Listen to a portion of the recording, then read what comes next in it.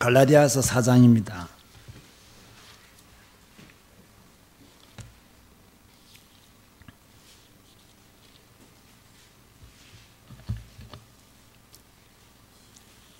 (21절에서) (31절) 말씀까지. 갈라디아서 4장 21절에서 31절까지 교독합니다. 내게 말하라. 율법 아래 있고자 하는 자들아, 율법을 듣지 못하였느냐?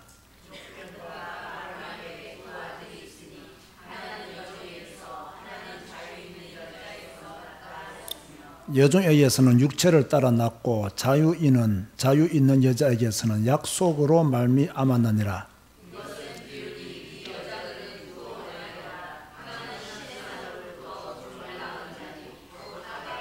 이 하갈은 아라비아에 있는 시내 산으로서 지금 있는 예루살렘과 같은 곳이니 그가 그 자녀들과 더불어 종노릇하고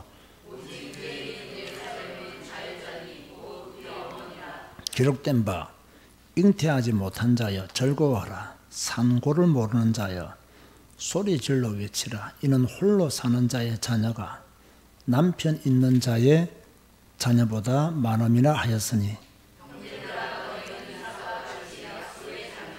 그러나 그때에 육체를 따라 난 자가 성령을 따라 난 자를 박해한 것 같이 이제도 그러하도다.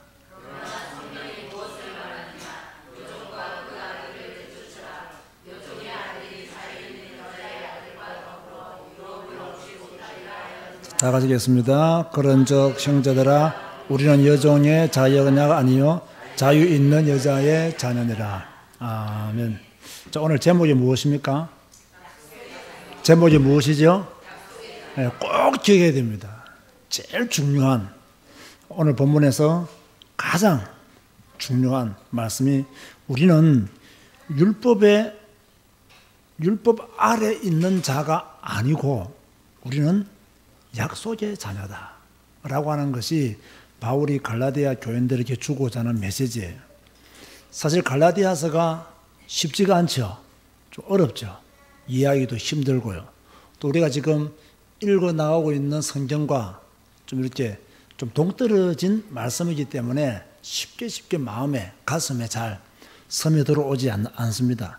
사실 이게 다른 교회에서는 이런 그 책별로 공부하는 것이 굉장히 도움이 되고 효과적인데, 제가 우리 교회에서 해보니까 이게 별로 효과적이 아니다. 우리는 성경의 흐름을 따라 계속 성경을 보는 것이 더 좀 효과적이겠다라는 생각을 하게 되는데요. 어찌됐든 간에 갈라디아서에서 가장 어렵고 설명하기 힘들고 이해가 안 되는 본문이 오늘 우리가 읽은 본문입니다.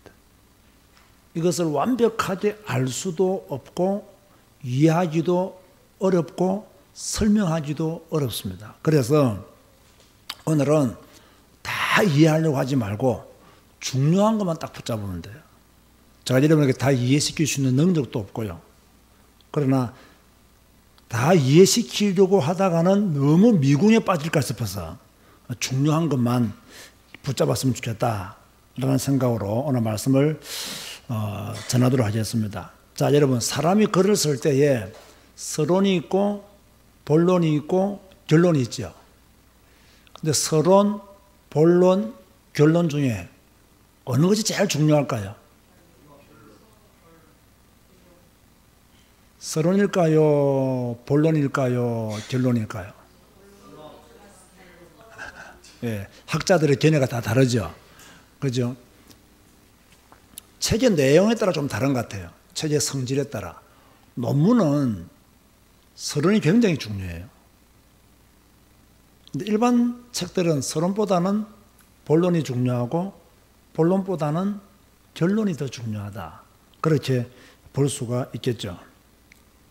왜 그러냐면 그 사람이 말하고자 하는 내용의 핵심이 거의 결론에 다 정리가 되어 있고 또 그 결론만 붙잡으면 본론과 서론을 대강 알 수 있는 내용들이죠. 설교는요, 사실 본론과 결론이 중요합니다. 서론은 본론을 위한 서론이고 또 본론은 결론을 위한 본론이기 때문에 본론과 결론이 훨씬 더 중요하다. 왜 제가 이 말씀을 드리냐면요, 모세가 쓴 율법은 서론에 불과하다는 겁니다. 이게 본론도 아니고 결론도 아니에요. 그런데 유대주의자들은 모세의 율법을 본론으로, 결론으로 붙잡고 있었어요. 바울은 그것은 서론이다 이렇게 말하고 있고, 유대주의자들은 아니다, 본론이고 결론이다. 그런데 갈라디아 교인들이 유대주의자들의 유혹에 빠져서 율법을 본론으로, 결론으로 알아들었단 말이에요. 그래서 바울이 지금 여기에 대해서 화가 나서 편지를 지금 쓰고 있는 것이 갈라디아서죠. 그러면 왜 모세의 율법이 서론이냐? 이 서론의 내용이 무엇이냐면, 율법으로는 구원을 받을 수 없다. 제가 지금 계속 반복하고 있는 메시지 이것입니다. 율법으로는 구원을 받을 수가 없다. 율법으로서는 어렵게 되는 사람이 없다. 그렇다면 바울은 우리가 어떻게 하면 구원받느냐? 우리가 어떻게 어렵게 여김을 받을 수 있느냐? 율법으로는 우리가 구원받을 수 없고 어렵게 될 수 없지만, 그래서 예수 그리스도가 이 땅에 오셨다.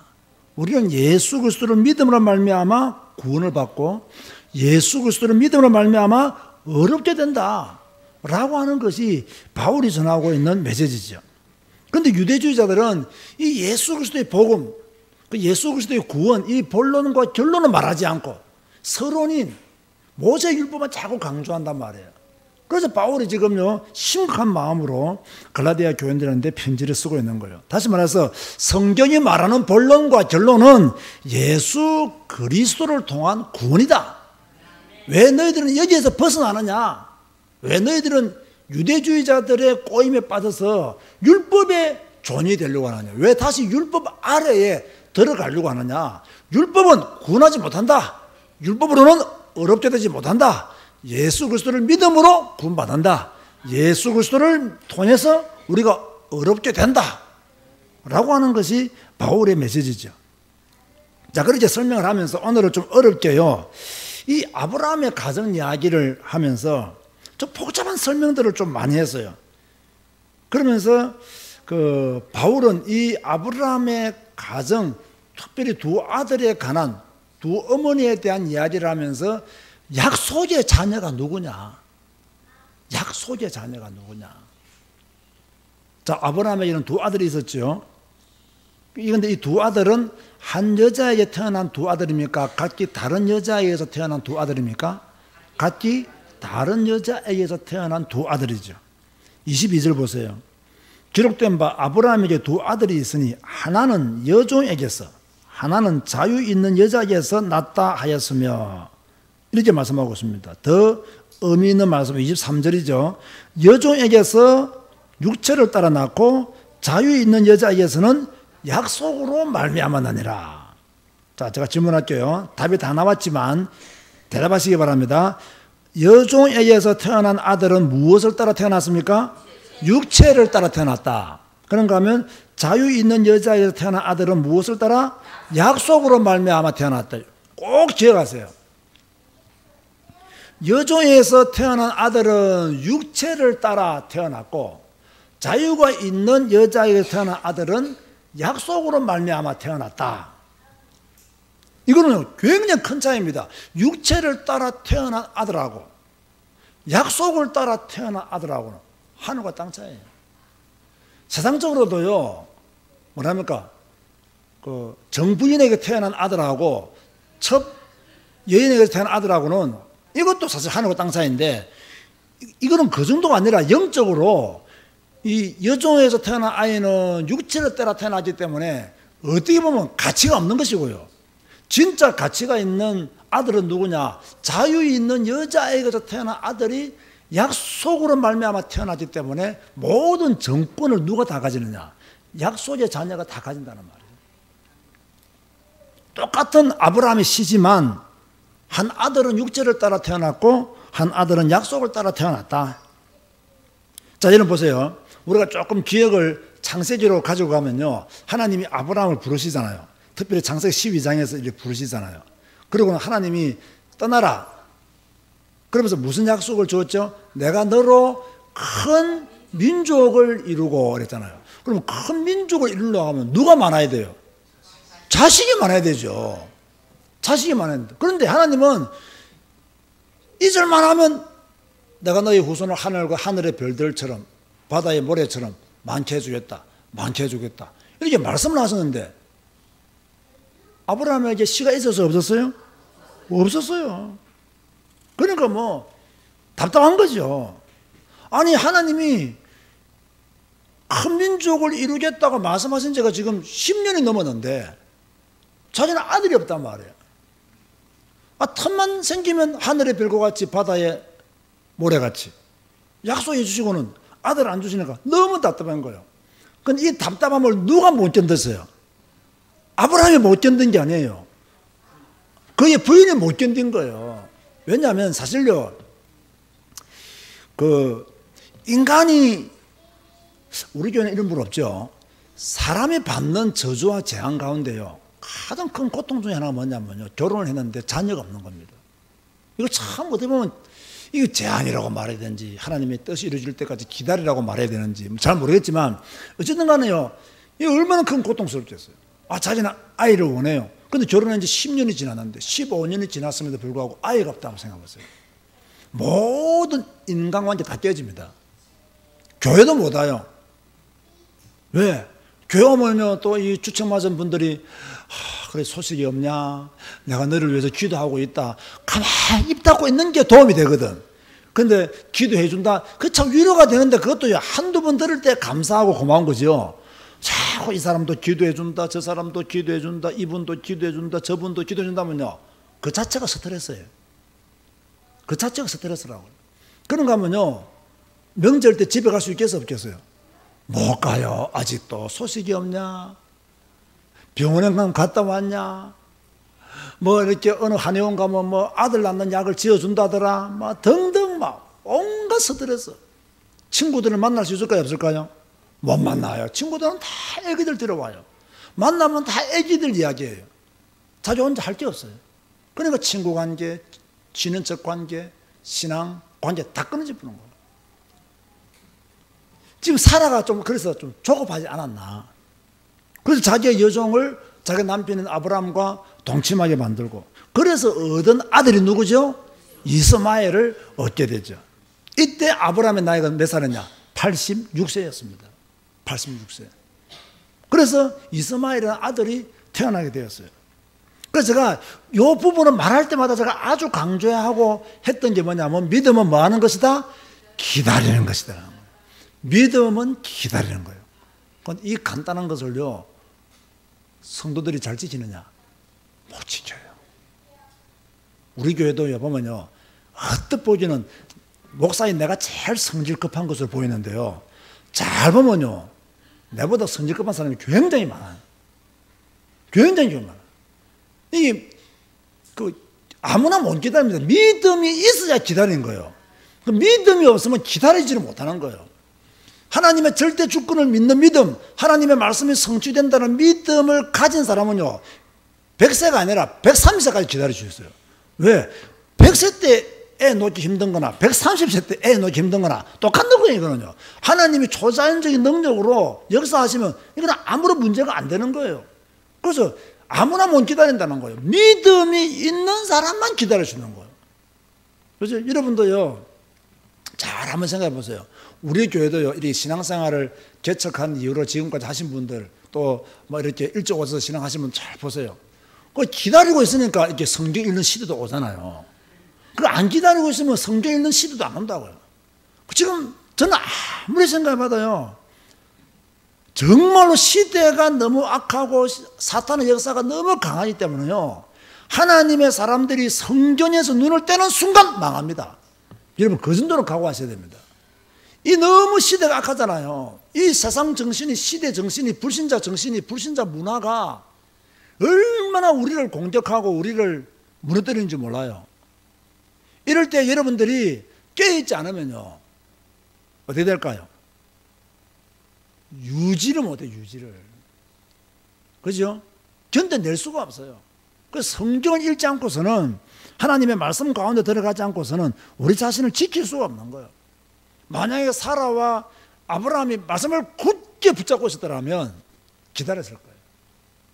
그런데 주변 환경을 보니까 다른 사람들만 자식이 늘어나지, 자기들은 이 가난에 들어와가지고 살고 있는데 지금 자식도 없지.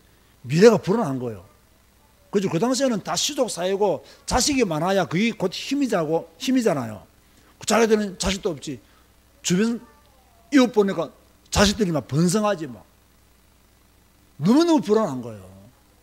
결국 인본주의에서 첩과 동침하게 되고 그 결과로 이스마엘이 태어난 거죠. 자, 그래서 제가 여러분이 부탁드리고 싶은 것은요, 너무 조급하지 마라. 너무 성급하지 마라. 사탄은 우리의 조급함을 건드려서요, 자기의 목적을 이루어 나갑니다. 그걸 아셔야 됩니다. 사탄은 조급함을 건드려서 우리를 속입니다. 마치 우리가 망할 것처럼, 뭐가 지금 빨리 결정하고 빨리 움직이지 않으면 우리가 큰 손해를 볼 것처럼 그렇게 해요. 딱 움직인다니까요. 그럴 때 우리는요, 딱 하나님 앞에 엎드려서 하나님의 음성을 들어야 돼요. 딱 기다릴 수 있는 믿음을 가져야 됩니다. 나는 만해도, 나는 흔해도 하나님이 나의 모든 것을 주장하신다. 그 믿음을 딱 가지고 기다려야 돼요. 그렇지 못하면요, 또 성급하게 결정해서 실패하는 거예요. 늘 기다려야 되는 거예요. 성급하게 덤벼드는 것도 중요하지만은요, 사실을 제대로 모르고 일하는 것도 굉장히 어려운 거예요. 그 뭔가 사실을 알고 일해야 되거든요. 그런데 막 성급하게 사실도 제대로 모르고 그런 일을 하게 되면 또 다른 큰 실수를 하게 되는 거죠. 아까 이영주 집사가 그 시성전도사 언제 오냐고 그러길래 할 말이 없더라고요. 그 다음 토요일 날 오거든요. 이게요, 일이 얼마나 어려우냐면요, 지금까지 한 번도 없었는데 미국 시민권자는 한국에 무비자로 들어오잖아요. 무비자로 들어오는데 비행기 티켓이 미국에서 나오는 날과 한국에서 나가는 날이 딱 91일째예요. 90일까지가 무비자예요. 91일째부터는 비자를 받아야 된다는 거예요. 지금까지 그런 일이 없었는데 이번에만 특별히 걸려가지고요, 그 비행기를 탑승을 안 시켜준 거예요. 그래가지고 막 그 짐을 다 사들고 가가지고 그 공항에서 그 수속받으면 얼마나 또 많은 시간을 기다립니까? 그 많은 시간을 기다렸다가 딱 갔더니 이 비행기가 티켓이 지금 91일이기 때문에 비자를 받아야 되는데 비자를 내놔라니까. 우리 아들 생각해보니까 지금까지 한국을 다니면서 비자를 받아본 적이 없는데 비자가 내놔라니까 황당한 거예요. 그걸 물어봤더니 90일까지는 무비자지만 90일 지나면 비자를 받아야 된다 그래가지고 탑승도 안 시켜주고 비행기 티켓 편도 취소되고 500불 날리고 택시비까지 왕복 내가 볼 때 한 700불 날린 것 같아요. 그걸 날리고 그래가지고 녹초가 돼가지고 아빠 나 비행기 못 탔어요.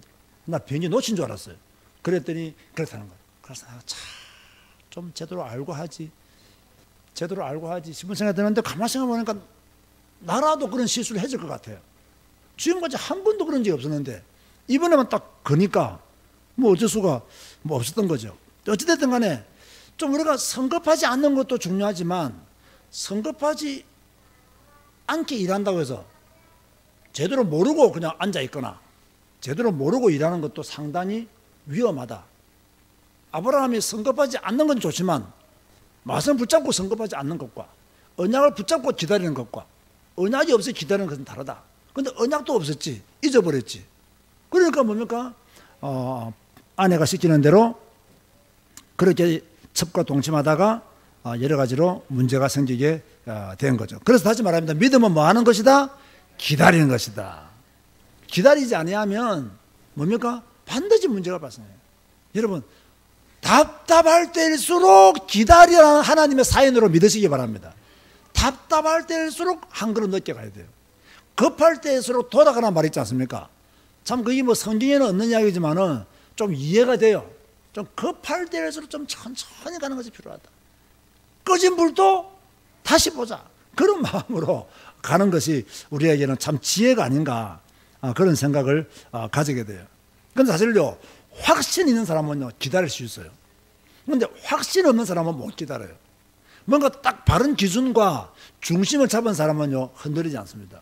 바른 기준과 중심이 없으면 흔들려 버려요.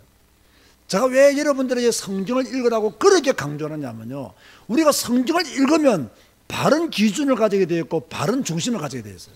그러면 흔들릴 이유가 별로 없어요. 그 성경을 모르니까 분위기를 따라 흔들릴 뿐인 거예요. 분위기를 따라. 사람은요, 이 분위기에 약하거든요. 아무리 내가 언약에 굳게 써 있고 성경 읽고 말씀 위에 굳게 써 있어도요, 주변 사람 분위기가요 이상하면요 자기도 모르게 말씀 놓치고 따라가 본다니까요. 지금 아브라함이 그렇다니까 지금.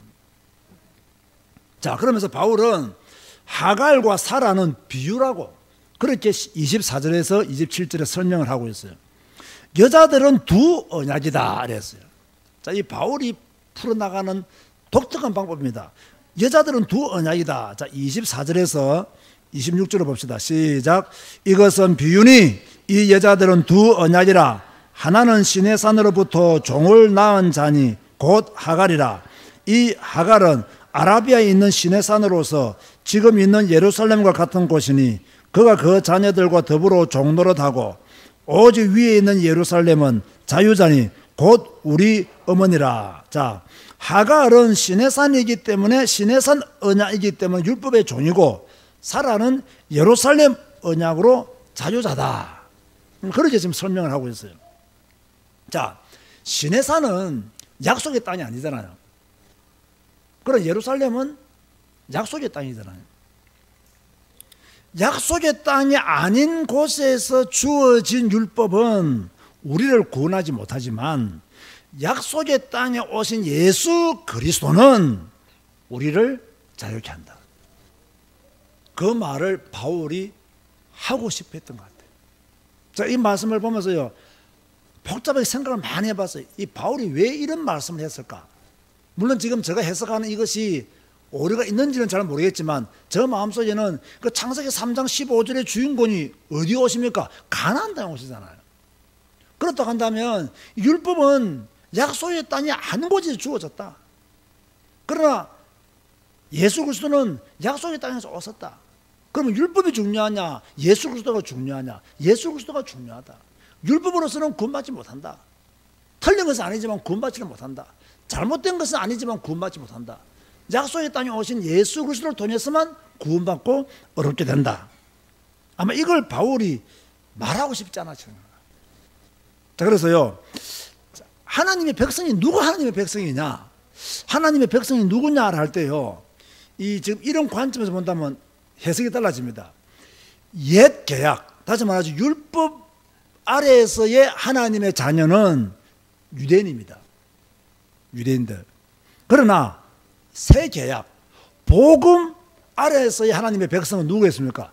예수를 그리스도를 믿는 자들이 하나님의 자녀가 되는 거예요. 이거는 큰 차이가 있는 거죠. 자, 여러분 갈라디아서 3장 29절을 보세요. 갈라디아서 3장 29절. 다 같이 읽어볼까요? 시작. 너희가 그리스도의 것이면 곧 아브라함의 자손이요 약속대로 유업을 이을 자니라. 너희가 그리스도의 것이면 아브라함의 자손이요 약속대로 유업을 이을 자니라. 바울은 무엇을 지금 말하고 싶었냐면 우리가 혈통으로 말미암아 아브라함의 자손이 된 것이 아니다는 거예요. 그건 유대인의 사상이라는 거예요. 그러면 바울이 지금 말하는 것은 그리스도를 믿는 자가 아브라함의 자손이라는 거예요. 그리스도를 믿는 자가 아브라함의 자손이다. 이걸 말하고 있는 거예요. 자, 본문 27절 말씀 보니까 이거는요, 이사야 54장 1절 말씀을 인용한 것이거든요.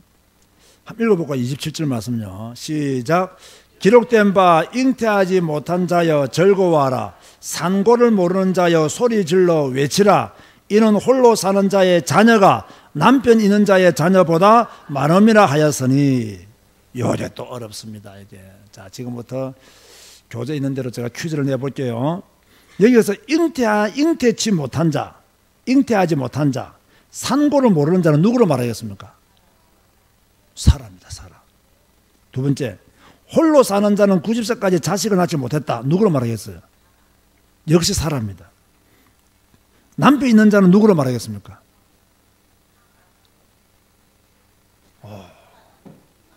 저를 헷갈린다니까 정답 말해놓고 아니다 사라 해버리면 하갈을 말하는 거예요. 하갈. 다시 말합니다. 잉태하지 못한 자, 상고를 모르는 자는 누구를 말한다고요? 사라.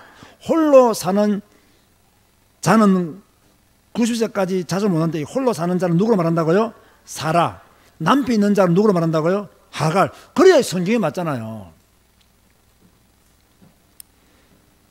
홀로 사는 자의 자녀는 하나님의 약속을 따라 위에 있는 예루살렘의 시민이 된 그리스도인들을 말하고, 남편 있는 자의 자녀는 육체를 따라 태어난 유대인들을 말하는 겁니다. 자, 다시 제가 말해볼게요. 홀로 사는 자의 자녀는 하나님의 약속을 따라 위에 있는 예루살렘의 시민을 말한, 그 시민은 바로 오늘날 그리스도인들이다. 그걸 말하고 있고요. 남편 있는 자의 자녀는 육체를 따라 태어난 유대인들이 바로 남편 있는 자의 자녀라고, 그렇게 지금 바울이 이야기하고 있는 거죠. 어렵죠, 확실히. 그죠? 힘들죠. 그래서 제가 오늘 중요한 것만 딱 기억하려 했잖아요. 뭡니까?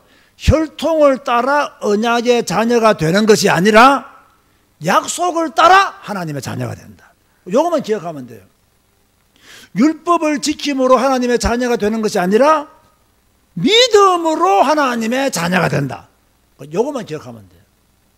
나머지는 저도 어렵고 여러분도 어렵고 설명해도 헷갈리고 잘못하면 또 잘못 해석할 수도 있고, 중심은 그거라는 거예요. 혈통을 따라 언약의 자녀가 되는 게 아니다. 약속을 따라 하나님의 자녀가 되는 것이다. 율법을 지킴으로 하나님의 자녀가 되는 것이 아니다. 예수 그리스도를 믿음으로 하나님의 자녀가 되는 것이다. 이걸 지금요 바울이 이렇게도 설명하고 저렇게도 설명하고, 그래서 계속 지금 반복해서 말씀하고 있는 거예요. 그러면서 28절에 31절에 보면 약속의 자녀에 대해서 다시 한번 설명하죠. 약속의 자녀는 약속을 따라 태어난 이삭이다. 29절 말씀 보세요. 그러나 그때 육체를 따라 난 자가 성령을 따라 난 자를 박해한 것 같이 이제도 그러하도다. 자, 여기 지금 어떤 상황을 말할까요? 이거 맞춰보세요. 지금 바울이 말하는 29절의 말씀은 다시 창세기에 넘어가면 어떤 상황을 염두에 두고 한 말이에요. 어떤 상황을 염두에 두고 한 말일까요?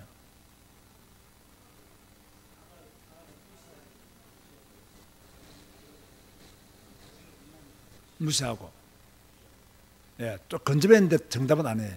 조금 더 그 뒤에 일이에요. 그거는 그 뒤에 일이에요. 그렇죠. 자, 이스마엘과 이삭은 나이가 대략 몇 살 정도 차이 나죠?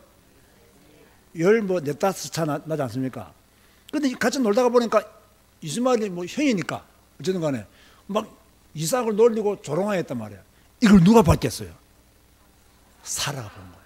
이 계집종의 아들이 자기의 아들을 뭡니까? 조롱하고 무시하는 것을 참지 못하는 거죠. 우리나라 말하면 양반 마님이 딱 보는 앞에서 마님의 아들을 갖다가 머슴의 아들이 형이라고 무시하면 바로 그는 쫓아내든지 곤장을 때리든지 그러지 않습니까? 그런 상황이 벌어졌다는 거예요. 그럼 이때 이제 사라가 아브라함하고 뭐라 합니까? 쫓아내라 합니까? 쫓아내라. 고민하고 있을 때 하나님이 아브라함에게 뭐라고 응답하죠? 사라 말 들어라. 그죠? 이삭에게서 난 자라야 내 씨가 될 것이라고 창세기 21장 12절에 그렇게 말씀을 했어요. 결국 하갈과 그의 아들은 어떻게 됩니까? 30절 말씀 보세요. 그러나 성경이 무엇을 말하느냐? 여종과 그 아들을 내쫓으라. 여종의 아들이 자유 있는 여자의 아들과 더불어 유업을 얻지 못하리라 하였느니라. 결국에는 창세기에서 무엇을 말했습니까? 하갈과 이스마엘은 쫓겨났다. 어디로 쫓겨났다고요? 아라비아. 제가 말했죠. 아라비아는 뭐가 있다고 그랬어요? 시내산에 있는. 그래서요, 학자들 중에서는 시내산을 좀 다르게 해석해요. 하갈산이다라고 말을 하게 돼요. 시내산을 하갈산이다. 그렇게 말하는 자들도 있어요. 어쨌든 간에 이삭과 함께 살 수 있는 존재가 아니라서 쫓아내라고 그렇게 사라가 말을 하게 되고, 아브라함이 고민할 때에 하나님이 아브라함에게 쫓아낼 것을 말씀하게 됩니다. 자, 그러면서 이 바울은 이걸 쭉 말하면서 뭐라고 또 결론 내렸냐? 우리는 율법의 종이 아니라 우리는 자유자의 자녀이다. 31절 보세요. 다 같이 읽어볼까요? 시작. 그런저 형제들아, 우리는 여종의 자녀가 아니요 자유 있는 여자의 자녀니라. 자유 있는 여자의 자녀니라. 왜 우리가 약속의 자녀인가? 율법에서 구원받은 것이 아니라 하나님의 약속을 믿음으로 구원받았기 때문에 우리가 약속의 자녀이다. 그런데 왜 너희는 다시 율법으로 돌아가려고 하느냐? 왜 너희는 이 어마어마한 축복을 받아놓고도 또다시 율법 아래로 들어가느냐? 자유자의 자녀라는 사실을 왜 잊어버렸느냐? 내가 너희들에게 그렇게 가르쳤느냐? 내가 너희에게 전한 복음이 그런 복음이었느냐? 왜 내가 전한 복음을 따르지 않고 유대주의자들의 그 복음에 너희들이 현혹되어서 속아 넘어갔느냐? 여러분, 지금 이런 일은요, 교회 안에서 그대로 있습니다. 이 교회 안에 그대로 내재해 있습니다. 지금 교회 안에 유대주의자들을 따르는 사람들, 잘못된 복음을 따르는 사람들, 잘못된 생각 속에 빠져 있는 사람들 너무 많아요. 너무 많아요. 자기 생각 속에서 몸 빠져나오는 사람들. 제가 얼마 전에 그랬죠. 이왕 우리가 하나님을 믿고 성경을 읽고 성경 말씀에 순종하여 살려고 하면요, 제일 먼저 되어져야 될 것은 나 자신을 철저히 버리는 겁니다. 나 자신을 철저히 말씀 앞에 내려놓는 겁니다. 궁금한 것도 없고 묻고 싶은 것도 없고 다 내려놓고 말씀만 그대로 받아들이는 거예요. 말씀만 그대로 내 뇌에 내 마음과 생각에 가행시키는 거예요. 이게요 최고예요. 여러분들은요 교회에 뭔가를 기대하는 것도 다 없애버려야 됩니다. 그게 전부 다 시험거리입니다. 여러분들이 제자 교회를 향하여 뭔가 기대를 한다, 전부 다 시험거리입니다. 그것도 다 내려놓고 말씀만 하옵소서 듣겠나이다. 말씀만 하옵소서 듣겠나이다. 이게 되어져야 돼요. 이게 안 되지만요 전부 다 시험거리다니까요. 시험거리다니까요. 제가 마산서 목회할 때 개척을 다 써야겠단 말이에요. 근데 14명과 함께 개척해서 했거든요. 그때 그 14명이 거의 다 신비주의자였어요. 거의 신비주의자였어요. 이분들이 내가 그때 전도사 때 딱 교회를 개척했기 때문에 29에 제가 교회를 개척했거든요. 전도사 때. 그리고 교회를 딱 개척하니까 아무래도 목사가 교회를 개척하는 것보다 전도사가 개척하는 건 만만하잖아요. 나이도 29인데 얼마나 만만했겠어요. 그 이분들이 뭐라 하냐면요, 나한테 오면요, 목사님, 전도사님, 교회는 이래야 됩니다. 교회는 이래야 됩니다. 교회는 이래야 됩니다. 설교는 이래야 됩니다. 가만히 보면요, 이 사람들이 나를 가르쳐요. 그럼 뭐 이래야 됩니다. 교회는 국가와 민족을 위해서도 뭐 이렇게 기도해야 되고, 뭐 교회는 이런 메시지가 나와야 되고, 뭐 등등 막 이런 게 너무 많아요. 내가요 싹 접어가지고 그냥 쓰러통에 집어넣어버렸죠. 저는 그때도 말씀만 자꾸 가르치는 것 같아요. 그때는 강의 설교를 많이 했거든요. 강의 설교를 자꾸 했어요. 그러니까 나한테 많은 이야기를 했던 분들이 싹 접고 다 치워버리고 성경만 강의 설교하는 전도사의 설교가 마음에 들었겠어요, 안 들었겠어요? 100% 마음에 안 드는 거예요. 100%. 왜? 자기들은 교회는 이래야 됩니다. 교회는 이래야 됩니다. 전사님 이런 설교해 주세요. 이렇게 해주세요 하는데, 뭐 전사가 딱 와가지고 뭐 말도 안 듣고 뭐 꽤도 뭐 성경 뭐 풀고 뭐 해석만 하고 이렇게 하니까 이 분들이 막 눈이 휘휘 돌아가고 막 볼때기에 전혀 편간이 없고 그냥 막 사단의 이글거림이 막 나타나더라고요. 그 어느 정도 나타나냐? 그때 이제 교회 차가 없으니까 이제 재직회 때 이제 교회 차를 한 대 구입합시다. 나도 타고 다녀야 되고. 나는 그때 뭐 진짜 오래된 봉고를 하나, 그 옛날 아시아에서 놓은 그 봉고 있지 않습니까? 그걸 내가 타고 다녔어요. 그게 뭐 너무 오래돼가지고 못 타고 다니겠더라고. 그래서 이제 차를 사줬더니 얼굴에 좀 평안이 없는 분들이 그날 뭐 재직회 참석을 안 했어요. 그 남은 분들이 이제 차를 사기로 결정을 했어요. 근데 차를 사기로 결정했다는 이야기 듣고 그때 없었던 분들이 막 자기들이 합쳐가지고 안 된다면서 막 반기를 드는 거예요. 반기를 안 된다면서. 그래가지고 일어난 갈등이 첫 갈등이었어요. 근데 제가 그런 걸 두고 또 뒤로 잘 물렀습니까? 안 물렀습니까? 안 물렀었죠. 그럼 제주께 오든지 오도 안 한 사람들이 결정하고 나니까 힘을 합쳐서 안 된다고 해. 나는 그 당시에 뭐 젊기도 하지만은 그런 것은 나는 교회에서 본 적이 없기 때문에 나도 안 된다 했죠. 그래서 그 사람들이 몽땅 교회를 다 나갔어요. 그것 때문에 몽땅 교회를 나갔어요. 몽땅 교회를 나갔어요. 그럼 나는 그 몽땅 나가다 말다 나가라고. 그 몽땅 나가다니까 14명인가 개척했는데 좀 이렇게 하다 보니까 한 30명이 되었어요. 그 14명이 다 나간 거예요, 그냥. 그러다가 조금 뒤에 한 두세 명이 돌아왔어요. 돌아오고 나머지는 뭐 다 나가게 됐죠. 이게요, 자기들이 뭐 원하는 대로 잘 안 되면요, 나갔다 들어왔다는 마음대로 해요. 그런 생각 가지고는요, 하나님의 은혜와 축복을 누릴 수가 없는 거예요. 그러니까 우리는 내 모든 거 다 내려놓고 그냥 뭐 해야 되느냐? 하나님 말씀만 딱 붙잡는. 이게요, 최고예요, 이게. 뭔가요, 동기가 많고 욕심이 많고 이래 돼버리면 뭐니까? 그게 걸려가지고요, 진짜 축복은 다 놓쳐버려요. 진짜 응답은 다 놓쳐버려요. 자, 오늘 본문이 주는 메시지가 뭐냐? 딱 한 가지만 기억하세요. 나는 약속의 자녀다. 이거 한 가지입니다. 우리는 자유자의 자녀다. 이거 한 가지입니다. 바울이 지금 갈라디아 교인들에게 하고 싶은 말은 뭐냐? 우리는 약속의 자녀인데 왜 너희는 율법 아래에 들어가느냐?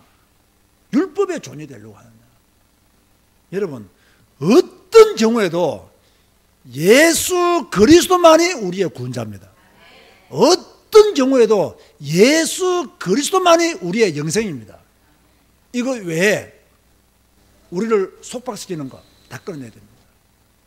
예수 그리스도를 믿는 일에 죄가 반이 된다면 죄를 도려내야 됩니다. 맞습니까? 완전히 도려내야 됩니다. 그리스도 예수 안에 있는 자유를 해치는 그 어떠한 세상적 방법 우리에게 있다면 그거 도려내야 됩니다. 철저하게 나 자신을 주님 앞에 내려놓고 복음 안에서의 자유, 생명 안에서의 자유, 그 자유를 더 크게 만들어가고 더 크게 누려가는 여러분 되시기를 주님의 이름으로 축원드립니다. 기도하시겠습니다. 주님 감사합니다. 오늘 우리에게 하갈과 사라와 하갈의 예를 통하여서 우리의 신분이 어디에 있는지를 다시 한 번 더 확인케 하여 주시니 진실로 감사를 드립니다. 우리는 하갈의 자녀가 아니라 자유 있는 여자 사라의 자녀가 됨을 진실로 감사를 드립니다. 우리가 받은 구원, 생명, 능력, 이것은 약속의 자녀만이 받을 수 있는 축복인 줄로 믿습니다. 우리가 약속의 자녀임을 고백합니다. 우리가 예수 그리스도를 믿는 하나님의 자녀가 되었음을 진심으로 감사를 드립니다. 다시는 율법 아래 들어가지 않도록 하시고 다시는 죄 아래 가서 종노하지 않도록 하여 주옵시고 이제 그리스도 안에 있는 자유를 누리기 위해서 죄를 끊어내게 하여 주옵시고 그리스도 안에 있는 자유를 행복으로 누리기 위해서 우리의 잘못된 영적인 문제를 치유받는 시간으로 우리 모두를 축복하여 주옵소서. 우리의 믿음이 흔들리지 않도록 하여 주옵시고 우리의 신앙이 흔들리지 않도록 하여 주옵시고 오직 예수, 오직 그리스도만 바라보고 앞으로 전진할 수 있도록 축복하여 주옵소서. 예수님의 이름으로 기도드리옵나이다. 아멘.